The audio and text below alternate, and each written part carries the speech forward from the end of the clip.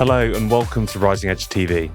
My name is Owen Dacey and I'm Head of Claims and General Counsel at Rising Edge.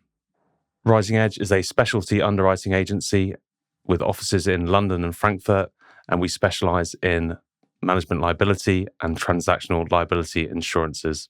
But we are also passionate about bringing thought leadership to our community via Rising Edge TV and our podcasts. And we are also a proud sponsor of the great football club that is Dulwich Hamlet FC. The topic of our next series on Rising Edge TV is diverse voices on boards. And in this series, we'll be having conversations with a wide variety of people on this topic. Today, we're having a conversation with the man sitting opposite me, Danny Mills. Danny is club captain at Dulwich Hamlet FC and also an EDI officer. But Danny, there is a lot more to you than just that. You're a leader inside the club, but also outside the club. Could we start with just telling our viewers who you are, who is Danny Mills, and what do you do? Yeah, it's an interesting question. Who is Danny Mills? When I saw that question, I was like, how am I going to answer this, really? But yeah, essentially, I'm many things. Player for Dulwich Hamlet. I work as a diversity and inclusion advisor. I'm a dad. I'm a husband. I'm a son. I'm a brother. I'm many different things. I was born and raised in Southeast London, in Croydon, and have just gone through the age groups in terms of football and life, and find myself where I am today. I think there's been many highs, many lows, many ups, many downs, but I feel really privileged to sort of be in the position that I'm in now. Obviously working and playing at Dulwich Hamlet Football Club. And you've touched on it there, but you obviously played, you've had a very successful career, it's still going, playing across a variety of teams, different clubs.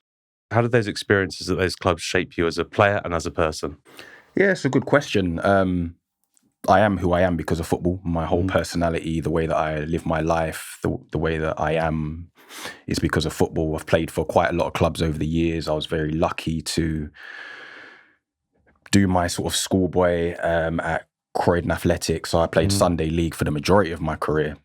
As a youngster, I was never in any sort of academy, anything like that. So from 12 to 16, 17, I was just playing Sunday League football. Was lucky enough to go to Crawley Town, played in their youth team as a second year, and then got the opportunity to be a professional, which, is, many young boys and girls' dreams is to play professional football. And from the age of 18 to 21, I was at Peterborough United, and it was a great experience to be able to play with unbelievable players that, ended up going and playing in the Premier League, people like George Boyd, Aaron McLean, Craig McHale-Smith, some unbelievable players. And yeah, really enjoyed the experience. And I think throughout my career, I think one of the things that football has taught me is around kind of how to communicate with people, how to adapt and evolve, how to speak to different people and from different backgrounds, different languages, different personalities. It's taught me discipline. It's taught me how to be disciplined, not just on the pitch, but off the pitch as well, in the way that in which I live my life. And, maybe my wife might say to me that I'm maybe a bit too much at times. But one of the things that I always do is I like to set high standards, and that comes from football, whether that's how I conduct myself in training, whether that's how I keep the dressing room clean. And I take that into my home life. I try and keep those standards high as well. So it's shaped me. It's who I am. It's been my entire life. And it always will be. And yeah, feel really proud and privileged to have been in the position and be in the position that I'm in now. So moving on to the club itself, obviously Dulwich Hamlet has a cult following, very popular club. It's more than just a club, right, though? So could you tell us a bit about how it's kind of got to where it is today, the Dulwich Hamlet Football Club that you know today? Yeah, so I think Dulwich Hamlet was always a big club has always been a big club in Southeast London. But, I always knew about the club growing up. I guess it was maybe destiny that one day I would eventually play for the club. They tried to sign me quite a few times before I eventually signed 6 years ago. But Dulwich Hamlet is what it is because of many people over the years. Gavin Rose, who was the manager at Siamese, and his assistant junior caddy were a massive part of where the club are. I think when they went into the club, they were probably getting maybe 100 people come through the doors, which sounds crazy right now when you come to a game and see there's over 3,000. And they really built up the infrastructure and, you know, took it from where it sort of was to where it is now. And they built up a real community, built the infrastructure of the football club, or supported in building that infrastructure. And then obviously, you know, we know how big the community is. So the board, the chairman, you know, everyone involved in a football club are fans, right? They really love the club. This is a supporter-driven football club. And that's what makes Dulwich Hamlet the club that it is that it's driven by the fans, it's owned by the fans. And I think that we are unique in everything that we do, because at the centre of it and at the heart of it will always be the supporters. And we make sure that we never come away from that. The supporters are the voice, they are the football club. And that's what makes Dulwich Hamlet very unique. Yeah, a leader, almost a leader in that space as well, because you do see that's more of a trend you see kind of leaking out, but spreading out into other clubs, that kind of fans of the voice. Yeah. So let's go to outside of football. You've been heavily involved in charities and community initiatives. How did those causes come to your attention, and why are they important for you? COVID.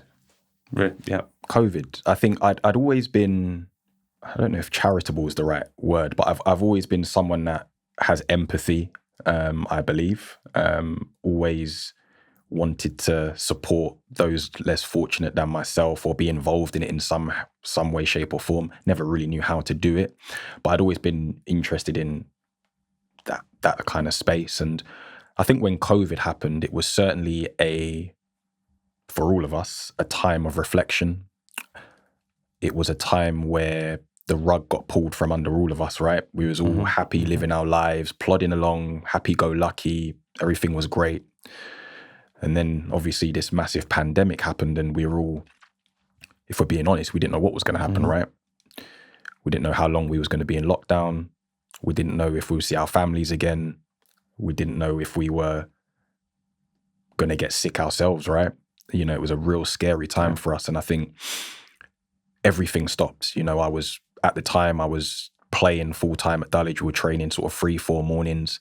And I was also coaching the academy as well as the assistant manager at the time. I was doing some personal training at David Lloyd, like I said to you before earlier on. And everything stopped. Everything stopped. The gyms closed, football stopped, everything. So for myself, it was like, whoa, you know, I'm used to being out of the house every day, busy 6-7 days a week, to I'm just at home now. I can't leave. I can't do anything.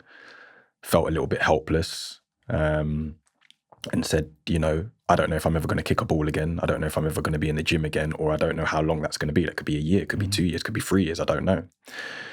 So I started reflecting. I started reading. I started doing a lot of reading, just different kind of books. I was looking at, I was reading things around diversity, inclusion. I was looking at ways in which I can keep my mind right. I was going on a lot of walks. I think the topic of mental health sort of raised its head, really, didn't it, during COVID, and how we kind of coped with that. And I think for myself, as someone that was always busy, that hit me quite hard. I felt I always had sort of a purpose in what I was doing. And I started really looking into, what does diversity and inclusion mean? What does, charities mean? And how can I get involved within the space? And after speaking to a few people, after doing a couple of sort of qualifications during COVID, I sort of found myself linked up with a couple of organisations like Show Racism, the Red Card. I was in touch with the PFA about doing certain courses as well, which will probably bring us onto kind of corporate governance. I'd done a corporate governance qualification through the PFA, and really just started learning and just trying to see how I could get involved in these spaces a bit more. And had it not been for COVID, I probably wouldn't kind of be sitting here talking to you now, I guess. Amazing. You put me to shame there. COVID, I just got up a bit later, and no, it was as you say, I'm joking obviously, but incredible to hear that COVID was really the beginning of that for you. But look what it's opened up now and who you are today. It's incredible. So moving on to sort of the discussion around diversity on boards, how, in your opinion, does diversity or group of thinking, diverse board, contribute to better decision making and also governance or overall performance of the organisation, or be it financial, whatever it is? And you take, for example, a football club. How do you see that being important? Yeah, I think certainly from doing the qualification, and a qualification doesn't qualify you to be an expert necessarily on these topics. I think you certainly have to live and breathe it, I think, and that's certainly what's helped me, is living and breathing it.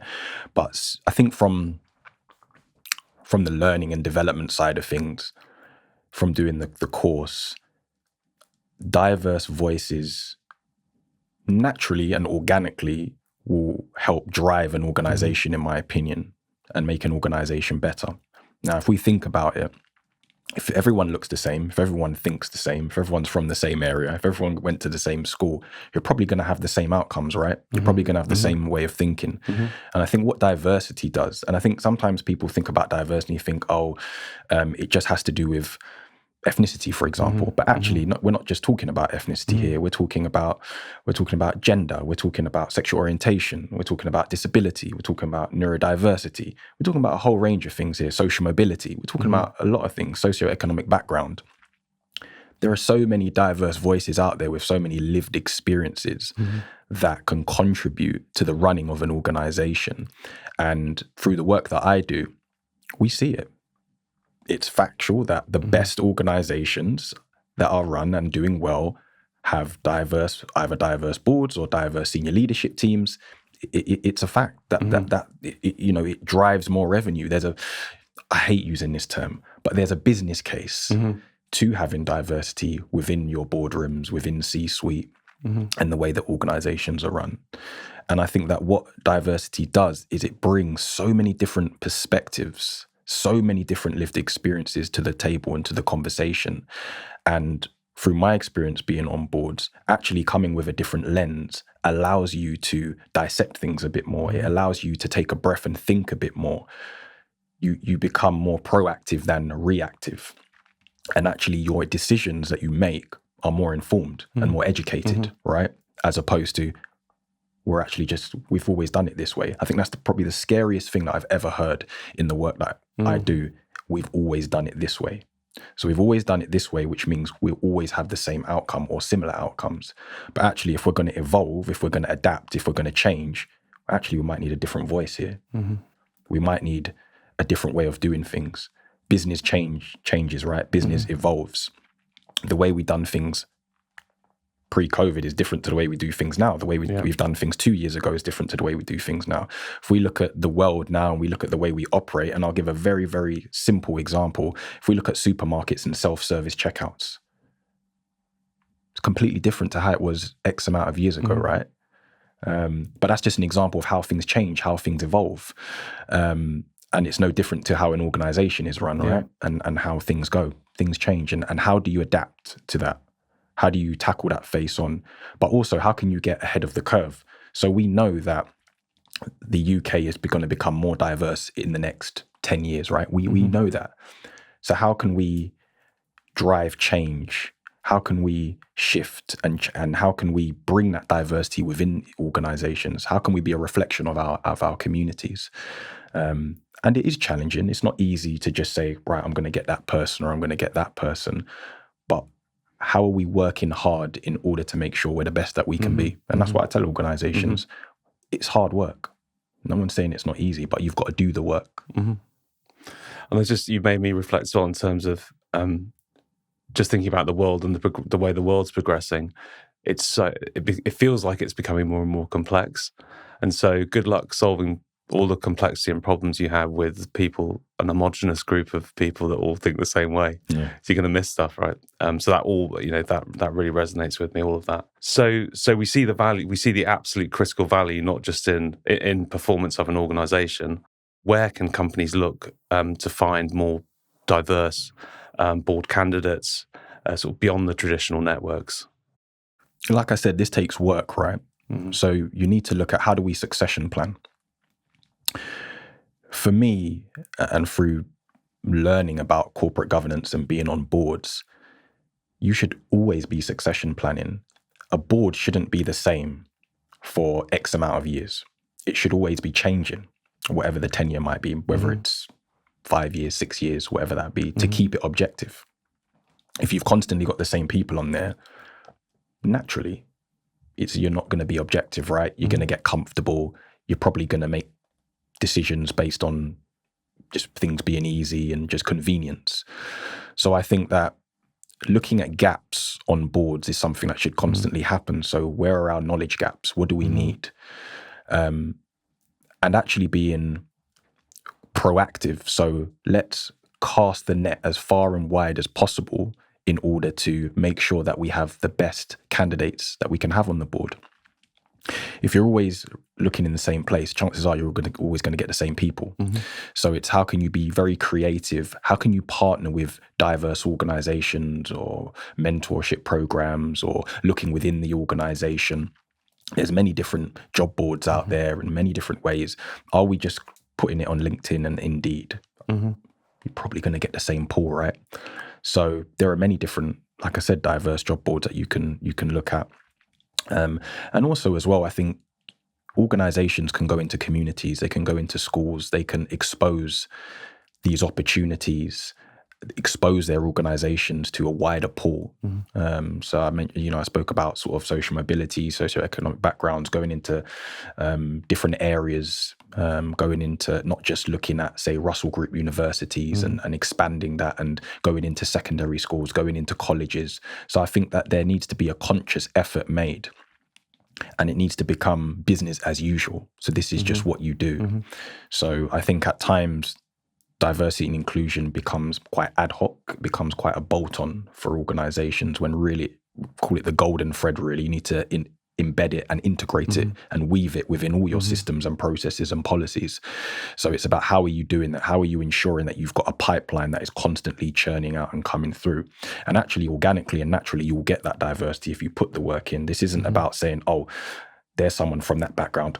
Oh, we'll get them just because of that. Or we'll get that person just because. Do you know what I mean? It's about let's make a conscious effort, and actually, like I said, organically, you'll get that diversity. I believe anyway.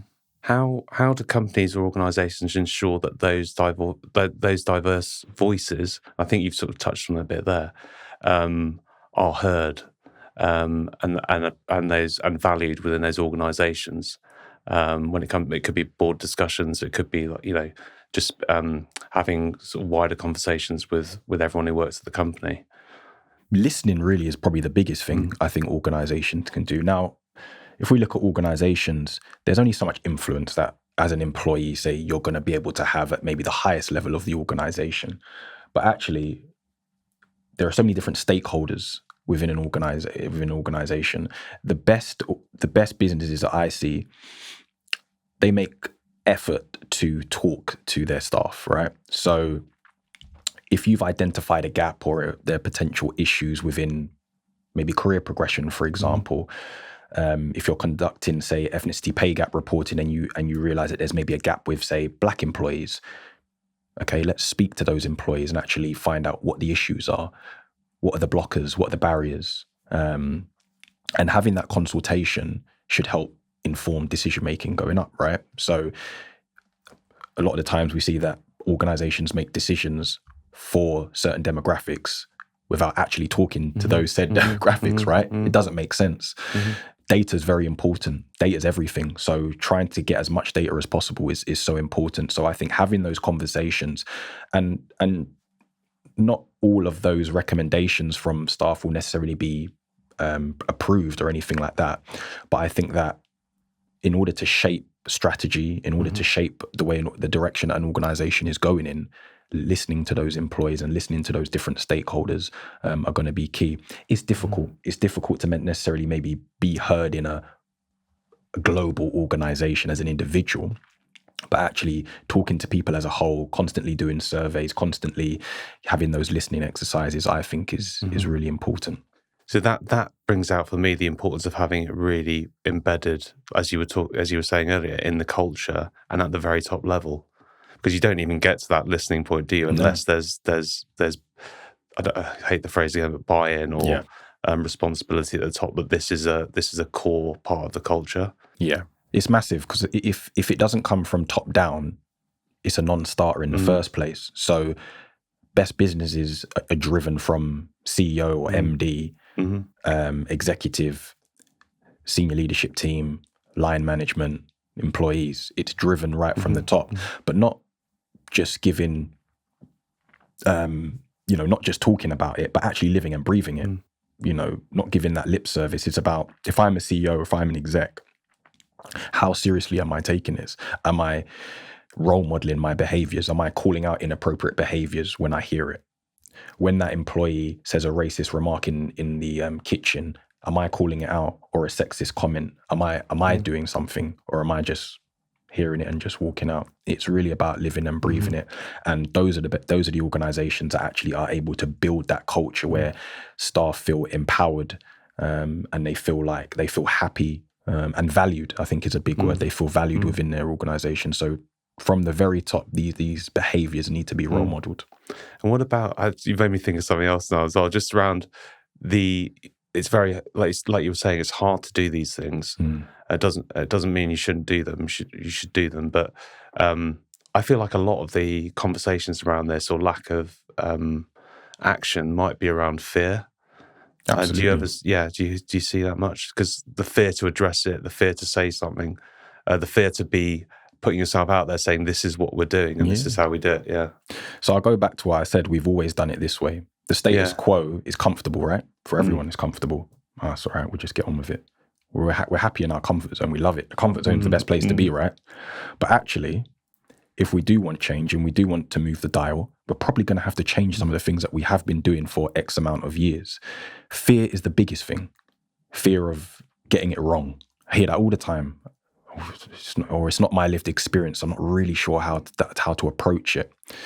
So being uncomfortable is okay. No one has all the answers.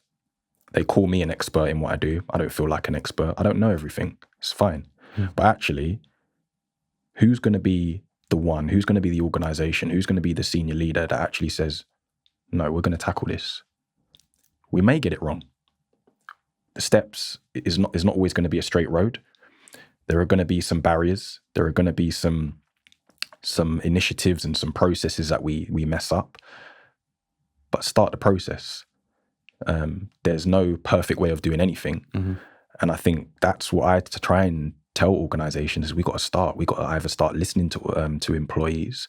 We've got to start looking at how do we upskill senior leadership on having these conversations. You are not your job. You are not your role. You go home, right? You have families, you have friends, you watch the news or you don't watch the news. We're more than what we are in our organization and our titles. And I think that's where you hear the phrase a lot, that these are societal issues rather than within organizations.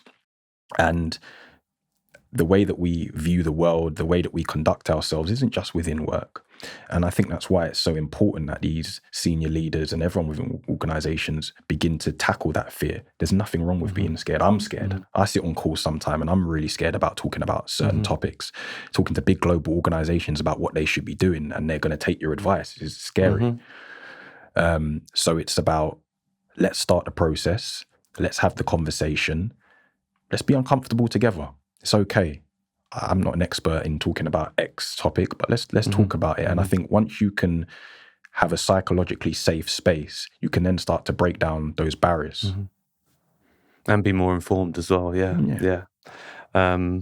Okay, so I'm going to, we've come nicely to the next point, which was around, I'm going to start with a stat, and you're probably familiar with this, but it's below the percentage of children that play football when they're of a young age that actually go on to play for the top level, let's say, of the sport is not even, it's a tiny fraction of 1%, that low 1%, right? Yeah.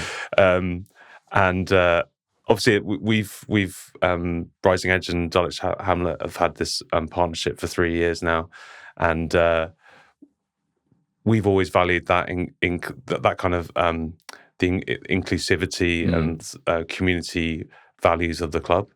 And so just having that statistic in mind, one of the things we have worked on or has been led by Isabel, our head of HR and comms, and also our director of the businesses, when thinking about how to bring talent into our organisation, and it's kind of related a bit to some of the points you were making there again about going outside of the traditional networks. What we did work on, obviously, is, well, we were thinking about it within the context of the club and players, and potentially are they looking for job opportunities in addition to or outside of football. So that's the way we've done it in terms of looking outside that traditional network led by Isabel. What role do you think initiatives like that, or it could be mentorship, play in increasing the diversity of an organisation?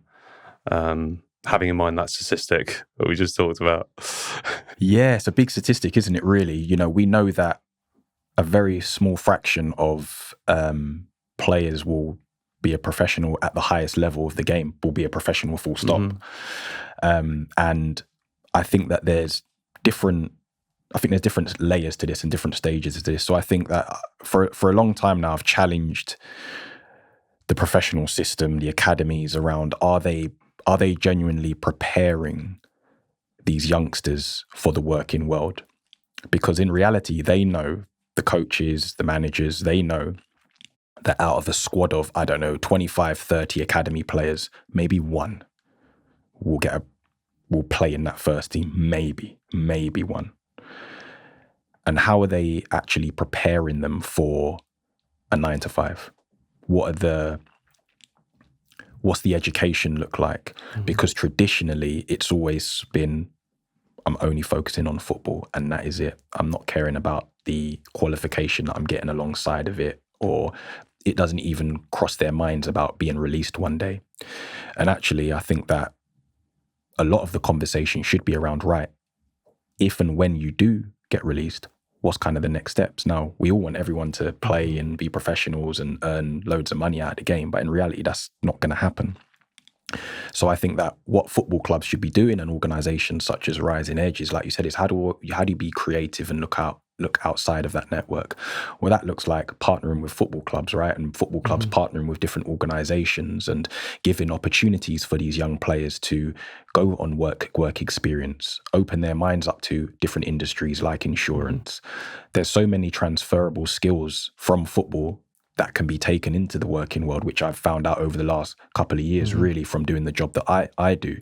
But it's only when you actually start doing it, you think, well, actually, that's probably something that I've got from playing over the years, or that's a quality or a skill that I've developed over a number of years. So I think it's about, how do organisations think outside the box? How do they partner? How do the football clubs partner? Because I think it's a two-way process. The football club needs to be enthusiastic and actually want to drive this as well, and also the organisations. And I think that if you look at, say, the Premier League, Championship, these clubs will have so many avenues and so many networks and so many contacts within businesses, and you look at sponsors and all of this kind of stuff, which is how we came to have this relationship through a club sponsor. So as part of, just thinking out loud, as part of a sponsorship deal, it should be a requirement to be doing some of this work. You know, you can sponsor our football club, but actually, how are you going to contribute to our community? How are you going to contribute to our players, as opposed to just having a fancy banner above one of the stands, or having your name on the shirt? It should be a lot bigger than that. How are you actually buying into what we're trying to do? So I think there's a lot that can be done. And I think that players, like I said, from an early age, need to know that although we're going to work you as hard as we can to give you the best opportunity to become a professional footballer, actually we need to think of, if this does not happen, then what happens?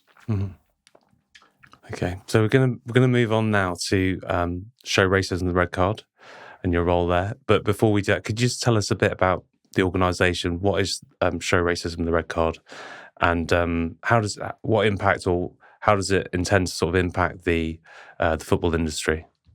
So Show Racism the Red Card is the UK's largest anti-racism education charity. So essentially what the organisation does is goes into schools. That's the USP, really, is going into schools and delivering anti-racism workshops. So it was started by Shaka Hislop, who was the Newcastle, West Ham, Trinidad and Tobago goalkeeper. And he himself, unfortunately, experienced racism while playing for Newcastle. So I see if my knowledge is good with the story. So he was at a petrol station with his family, filling up some petrol in his car. Some young people racially abused him when they saw him. but they didn't know who it was. And when he actually turned around and they realised they were Newcastle fans, they started being very like complimentary. They wanted his autograph, all of this kind of stuff. And from that experience, he started to show racism the red card, you know, and he wanted to find a way of how can we actually educate the young people in order to eradicate this. And what he found is that actually football is a vehicle to have those conversations. So the organisation, you know, when it very first started, Shaka was going into these schools himself and delivering this. And actually, because he was a footballer, because they were fans, the attention was there. And I think that what the red card does very well is uses football as a great vehicle to just firstly grab the attention of the young people and then to have that conversation. And I think what the organisation is doing really well now is branching out into other sports. So I know that the organisation has sort of had a partnership with cricket, for example, and done some education to staff at cricket grounds and, you know, looking at, you know, other sports. So it's a very powerful organisation. I think the origins of the story of how it came about is a massive driver for change. And I think that unfortunately we still need to exist. You know, we still need to educate not only the young children, but also we're doing teacher training as well. How do they deal with incidences of racism within schools? Going into different organisations and speaking to them. So an organisation that probably shouldn't exist within 2025, right? But we are here and, you know, we've still got a lot of work to do. And how about your role there? So could you tell us a bit more about that? How did you get the role there? And then how have you found it since you've been there? What have you been up to? Yeah, so when I actually first got involved in the charity was during COVID, and I started just shadowing the workshops. One of my friends used to work there who I used to play with, and yeah, just started shadowing some workshops. Everything was obviously virtual during that time, but it was great to just see the amazing work. And then all of a sudden I just sort of said, can I just chip in with a few points? And then before I knew it, I was sort of working part-time, just going into some of the schools myself, having the conversation, engaging with these young people. And the young people, you know, caught me off guard. I was very surprised at just how knowledgeable they were around this topic. Maybe that was my own ignorance, but actually having the conversation and hearing some of their thoughts and opinions was really empowering. And I said that, you know, we've got a lot of work to do in trying to shape these young people. They're going to be our next insurance brokers. They're going to be our next doctors, lawyers, you know, whatever role, train drivers, whatever role they're gonna take. But, you know, it's our duty to make sure that we help inform them of what's going on in the world. So I'd done that for about a year, and then I moved on to the work that I do now and the job that I do now. And I'd always been associated with the charity. When I left, you know, I still sort of had a connection there. And probably a year later, they had board opportunities. I obviously done my corporate governance qualifications. I also had another board role at my old secondary school as a governor. So when the opportunity came, I said, you know what, I'd like to sort of put my name in the hat to, you know, be on the board. So I went through the interview process and was given that opportunity. So now I sit on the board as a trustee in a very different role to what I'd done before in terms of more a strategic role and help driving the organisation and shaping the work that we do and looking at how can we reach more people, how can we speak to more young people, how can we speak to more organisations, and it's been really good. I've done it for a couple of years now, working with sort of Shaka and the other board members, and I come from a different lens because I actually done the work. So I've been in the schools, I was on the ground, so I come from that perspective. So that's my kind of, I guess, diversity of thought is actually having done the work and also being a former professional player as well, and what links we can have with football clubs and other areas. So and also being a governor at a school, seeing the young people shaping what the education looks like. And have you enjoyed that that level of sort of on the boards? You've enjoyed that side of it too, as well as the doing, because sometimes you do all the doing and it's like on the ground, and that's really fun because you're doing it. You really see the impact really quickly because you're with someone or you're with a kid or whatever. But how do you find that moving? It's difficult because I think there's a very fine line between being strategic and being operational. And we're not there to be operational. We're not there to do the work. I think one of the phrases when I was doing the course was, we're not there to do things. We're there to make sure things are done right. Yeah. Okay. And that's what it is, really. And sometimes you can get itchy fingers at times, but you have to know your boundaries, really. And I think particularly with my old secondary school, because I have that affiliation and that love for the school, you know, I like to go in there and speak to the young people and try and be a part of it. And I can do to an extent, but actually that's my role is, what does the education look like? What does diversity and inclusion look like within the school? But I've really enjoyed those strategic conversations. And actually, I think it's really helped me in my day job in how I can communicate with these boards because I do it myself. So I know exactly some of the risks that they have, some of the challenges, some of the barriers. And I think that's really helped in my own development in general. Amazing.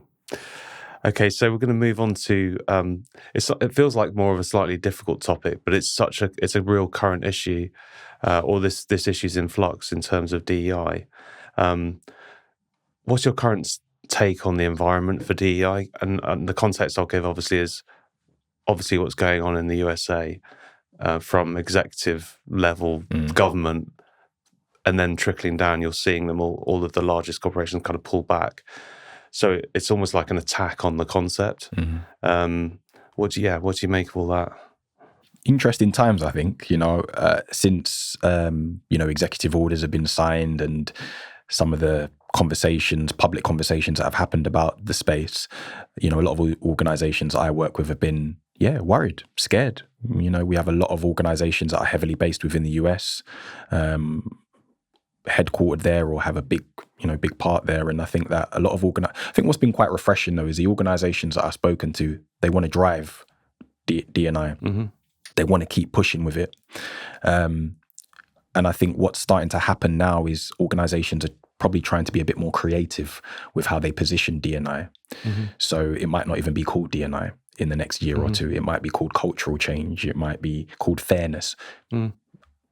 I think, in my opinion, you can call it what you want to an extent as long as we can get the work done. We don't want to dilute the work. I think the space has always been a challenging one. I think organizations have not always, but always maybe struggled to position it. Where does it fit? Where does it sit within the organization is probably what I'm trying to say. And I think the best organizations have ensured that they have D&I teams. They've ensured that they have this embedded and integrated within everything, processes and systems.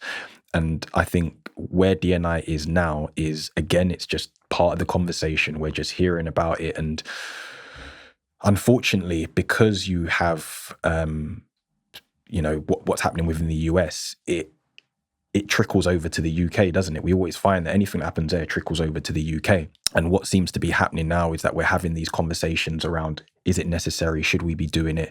Are we wasting taxpayer money, or are we wasting money on these initiatives? And my, if you want to call it a counter argument or a statement, is why wouldn't you want this to happen? Why don't you want fair opportunity? Why? I feel like that does get lost in a lot of the headlines and the you have like polarized news on it basically, and so I do. Why on earth wouldn't you want it? It's and I think that I think unfortunately the waters have been muddied at times. I think there's a lack of education to what it actually is. But I think sometimes people come with the opinion that I'm advantaging someone to disadvantage someone else. And that's definitely not what it is. So I think there needs to certainly be an education piece around what it means, what it's there for. And I think if that happens, then probably people would have a different perspective on it. So what's your view on what happens next? I think that's the $1 million question, really. I think that it's business as usual. We have to keep driving the work. We have to keep having the conversations, doing the education, organizations need to be driving this. D&I is not anything new. It's not a new concept. It's not brand new. It's been happening for years and years and years. And I think it's just, how do you evolve and adapt and change? There's always new layers. There's always new language. There's lots of different things happening. It's just making sure that we are, at times we're going to maybe have to be reactive to certain things that happen, but actually how can we continue to be as proactive as possible? That's the most important thing, is being proactive, getting ahead of the curve. How do we move the dial? How do we keep changing things and progressing things? That's the main thing. How do we progress? And we know that progress doesn't happen overnight, but as long as we're moving, that's the main thing. Even if it's slow, let's make sure that we're at least moving. Evolution and keep calm, carry on. Absolutely. Great.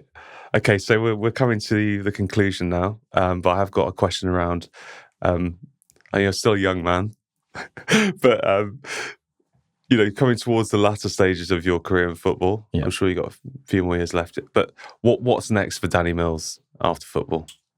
Yeah, I've been thinking about that myself, actually. Particularly over the last couple of years. I probably got maybe a few more years in me, I think, just a few more years, I think. $1 million question. I'm not sure. I'm enjoying the work that I do in diversity and inclusion. I think that's probably a space that I would like to continue to be in. I like the board role and the corporate governance side of things. And, I've had a few conversations with Dulwich around just learning about how a football club is run and, not necessarily being a part of that. It would be great to one day. But I like that kind of governance piece, that director of football kind of role. And it's something that I would love to maybe do one day, whether that's at Dulwich or whether that's elsewhere. But I just want to keep growing, keep learning. I'm very new. I still feel within the space in terms of diversity and inclusion and board role. But I think over this next couple of years, it's mainly about learning. Head down, learn, earn your stripes, build your knowledge. And, by the time I finish my career, footballing career, hopefully I'll be in a position where I can have some options to maybe move on from the role that I'm doing now, or keep building and going up the ladder within my role, or looking at new opportunities. Okay, and then coming back to football, how do you see the end of the season panning out? Yeah, it's been probably one of the most stressful seasons I think I've had. We've had a manager that has unfortunately moved on from the football club halfway through the season. We have underachieved since the start of this year. And what we really want to do is as a football club, we want to start climbing again, climbing the leagues. You've been to some of the Dulwich games, and a club that gets 3,500 people probably shouldn't be where we are. So I think that, we've got 6-7 games left. We want to kind of consolidate, get to the end of the season. And then I think for the football club, it's a case of just having a bit of a rethink, a blank canvas, and just figuring out what direction we want to go in. And that should always be up. But it's how you put that into practice. Okay. Sounds like a good plan. And then the final thing, one last request. So I meant, my girls are football mad, and they have watched you at Champion Hill, and they got very excited when you gave me a high five, which was like the coolest thing I've ever done in front of my kids. But so thank you for that. But I did mention to them that I was having a conversation with you on Monday, and the first thing they said was, "Can you ask Danny to sign some shirts for me?" So I've got some shirts. Would you mind? Brilliant. Would you mind problem. signing them for me? Absolutely. Great. Danny, thank you so much for your time. Thank you for sharing your experiences and views with us. We look forward to seeing you at Champion Hill very soon. Brilliant. Thanks for having me. It's been great.